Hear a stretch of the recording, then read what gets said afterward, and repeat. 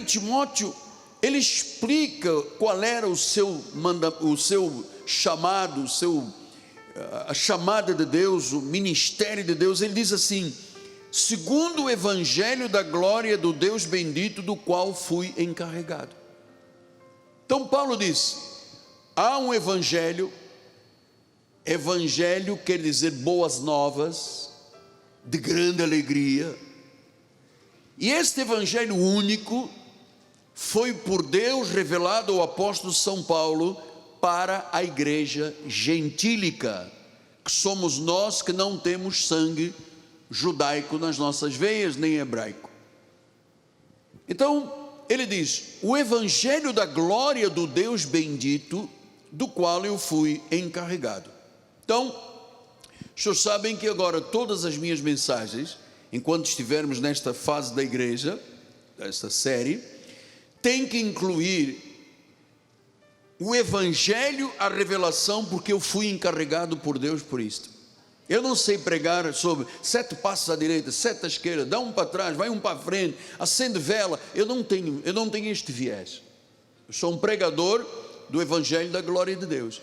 Então, já estudamos aqui a pré-existência, alguns dias atrás, sobre a deidade de Cristo. Cristo é Deus, lei e a graça. E hoje eu quero dedicar alguns minutos a você conhecer com profundidade o evangelho da glória do Deus bendito. Você vai ter conhecimento de 2 coisas importantes que você nunca te seria ensinado em nenhum lugar do mundo. O que aconteceu, ou como era a vida, o que se pregava e como se vivia antes da cruz do Calvário. E depois você vai entender que aquilo que se dizia e praticava antes da cruz do Calvário, depois da cruz, acaba para nós, porque aí começa um novo pacto, uma nova aliança de melhores e superiores promessas. E diz que quando muda o sacerdócio, muda a lei. Quem era o sacerdote do antigo pacto? Moisés. Qual era a lei? A lei com os seus mandamentos. Mudou o sacerdócio, agora é Cristo, tem que mudar a lei, implicitamente. Agora não é mais ritos, não são mais ritos, cerimônias, agora é a graça de Deus. Como é que se vivia antes da cruz? O que aconteceu com a cruz e após a cruz? Lembra-se que Paulo disse: eu prego o Cristo crucificado. Ou seja, ele está dizendo, para trás não é mais parte da igreja. Ele disse: a ninguém conhecemos segundo a carne. E se conhecermos a Cristo segundo a carne, já não o conhecemos deste modo. Sim, mas a igreja de Jesus vive imitando o Cristo nos dias da sua carne. As pessoas, Cristo jejuou, eu jejuo, Cristo batizou, eu batizo, Cristo foi para o deserto, encontrar-se com o diabo, eu também vou ali para o cemitério de Auma, também encontro o diabo lá e tal. Eu quero seguir as pisadas de Cristo. Ouça, tenho 45 anos de pastor, nunca nenhuma pessoa chegou aqui na frente assim, cospe na minha cara. Nunca ninguém trouxe um chicotinho fantasioso assim, me dá 40 menos uma chicotada. Nunca ninguém chegou aqui no domingo apóstolo e vinha lhe pedir um favor, ore por mim, eu vou trazer uma cruz que eu construí com pau-brasil e tal, senhor, por favor, me crucifica aqui, me ponha uma coroa de espinho, me esbofetei, chama os grandões da igreja, o Alexandre, o Olivier, e me dê uma surra, porque eu quero sangrar aqui até morrer. Nunca ninguém pediu. Nunca. Não sei se temos algum candidato a isso hoje. Não, né? Não. Então vamos lá, antes da cruz e depois da cruz. Diga, antes da cruz.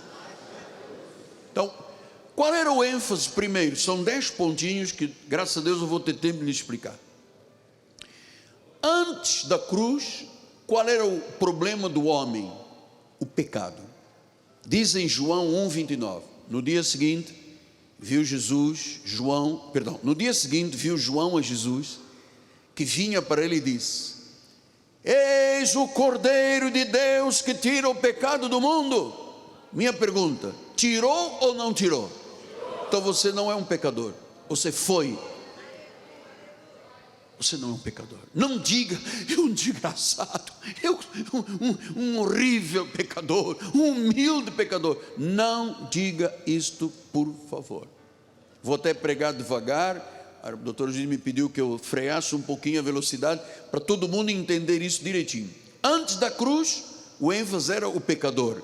Depois da cruz, Hebreus 9, 26 a 28. Ora, neste caso, seria necessário que ele tivesse sofrido muitas vezes desde a fundação do mundo. Agora, porém, ao se cumprirem os tempos, se manifestou uma vez por todas, para aniquilar pelo sacrifício de si mesmo o... Aniquilou ou não aniquilou? Pai, exatamente. Versículo 27. E assim como aos homens está ordenado morrerem uma só vez, não há reencarnação, vindo depois o juízo. Versículo 28. Assim também Cristo, tendo se oferecido uma vez para sempre, para tirar os pecados de muitos quem? Os eleitos de Deus. Aparecerá a segunda vez sem pecado aos que o aguardam para a salvação. Quem é que aguarda a volta de Jesus Cristo? Ele vai aparecer à tua vida. Diz que ele aniquilou. João Batista, eis o Cordeiro, ele tira o pecado. Paulo, ele aniquilou o pecado. Agora, já não sou eu mais quem vive, é Cristo que vive em mim.